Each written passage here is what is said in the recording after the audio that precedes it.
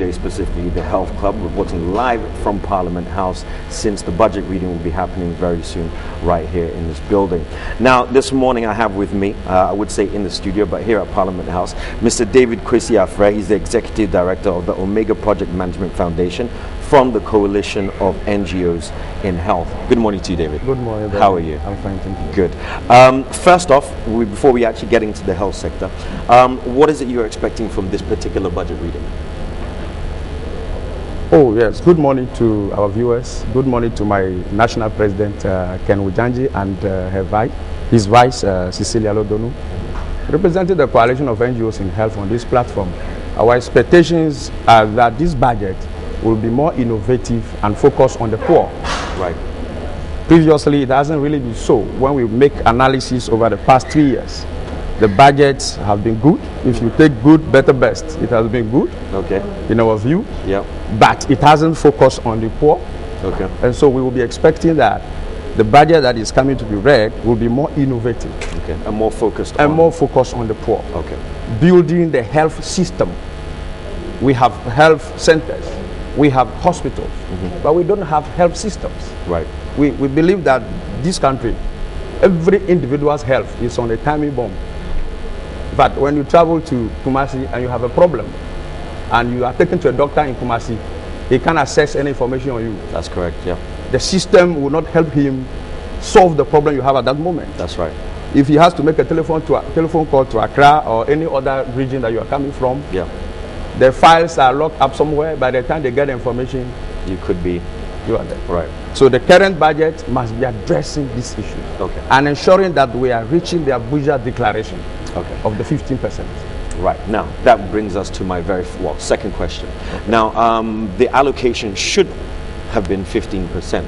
According to sources, it ranged anywhere from about 12 to 12.5% of allocation in the last budget. What do you think this kind of shortfall will what kind of impact will the shortfall have on the health sector?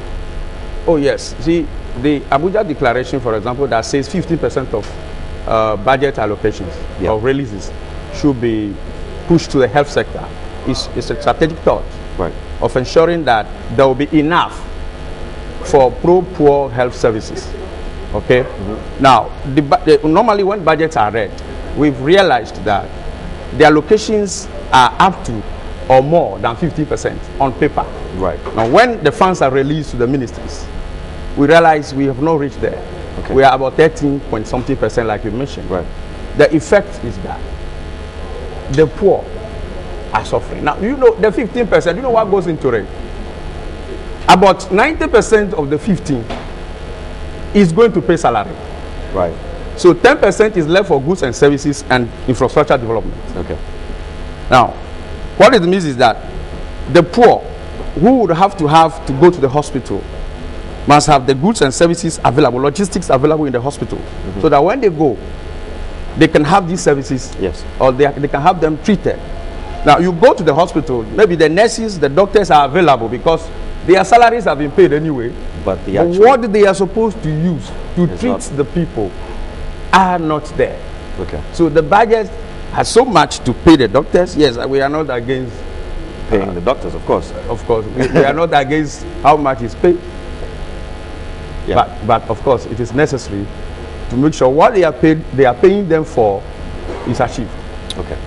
Now, when it comes to allocation and disbursement of funds, according to the Ministry of Health, there have been points where they have said that the funds have been allocated, the funds have been released. But when you get to the actual health, the centers themselves, they'll tell you that they haven't received these funds. Where do you think the gap is coming from? Where do you think these funds are going to, that the actual centers themselves are not receiving them, but yet government is saying that they are released? Our analysis of budgets and releases so far have suggested that there are, especially when it comes to the small portion that goes into infrastructure development, they are not necessarily supposed to be spent by the ministry. Right. So, for example, there is a contract to pay for $1 million for some hospital expansion. The contract is dealt with and the Ministry of Finance pays. Right. So it is paid for health, but it does not go to the health ministry or the Ghana Health Services. Okay. And therefore, they will say they have not received it. So we have discovered that in our analysis. Okay. So sometimes, yes, the monies are released, but they are not all released for goods and services to the Ministry of Health and for that matter, the Ghana Health Services. So there are challenges. And so there is the need for communication between the Ministry of Finance and the recipients. So recipients. Yeah. The management of the health services need to understand whatever is spent on behalf of health or on behalf of them by the Ministry of Finance. Otherwise, the minister will say, yes, I've released so much to the health, and the health minister will tell you, no, I have not received it. Yeah, okay, understandable. Okay, now let's talk about another issue here, NHIS. Now, recently NHIS has been slated as being a welfare issue which is not really actually dealing with the welfare of the citizens. You're talking about poor quality of medication, poor quality of medical services, and even the doctors themselves are complaining. How do we alleviate that?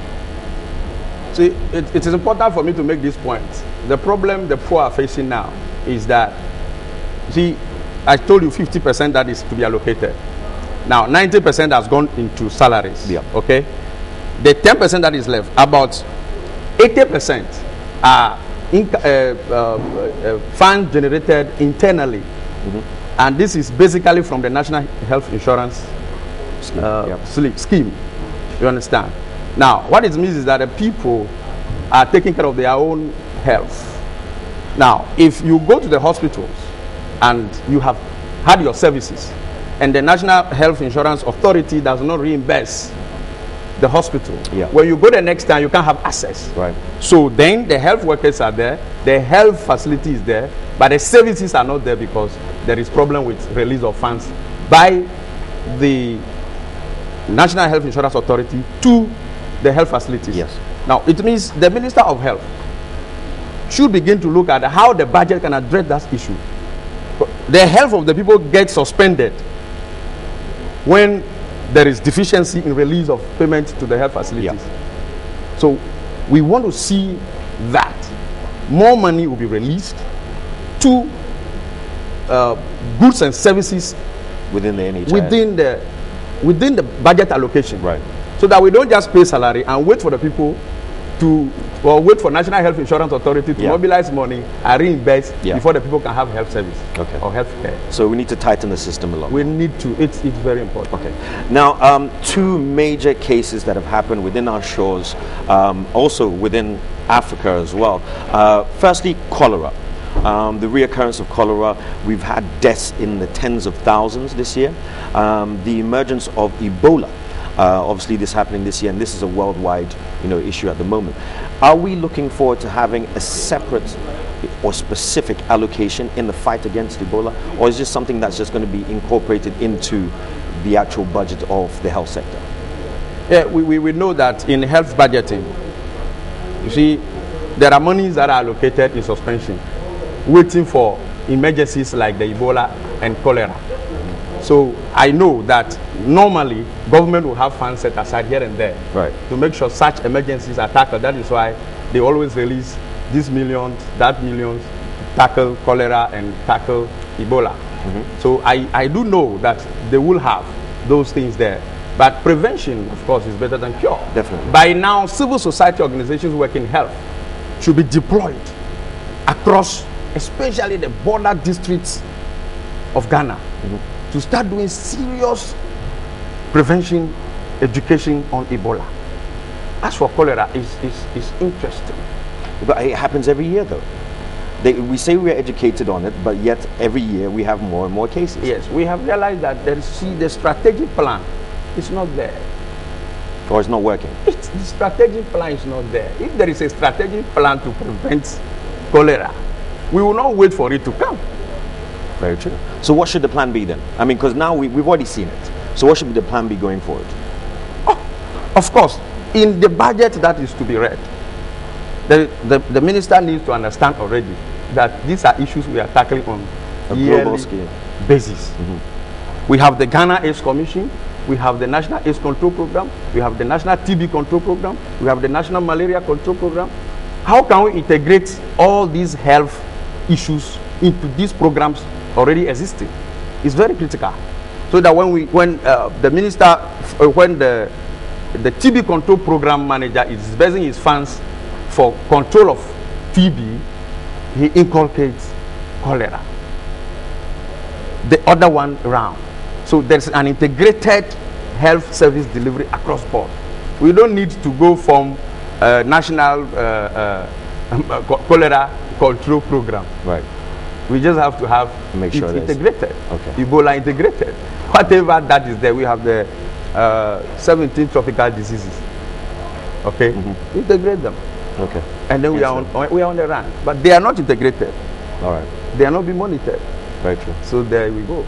Okay, let's talk about something else. Now, the economy hasn't been the best for the last year or so. Finance Minister has stated that he will look at other sources of taxation to see whether they can raise funds. One of the proposed things has been taxation on condoms.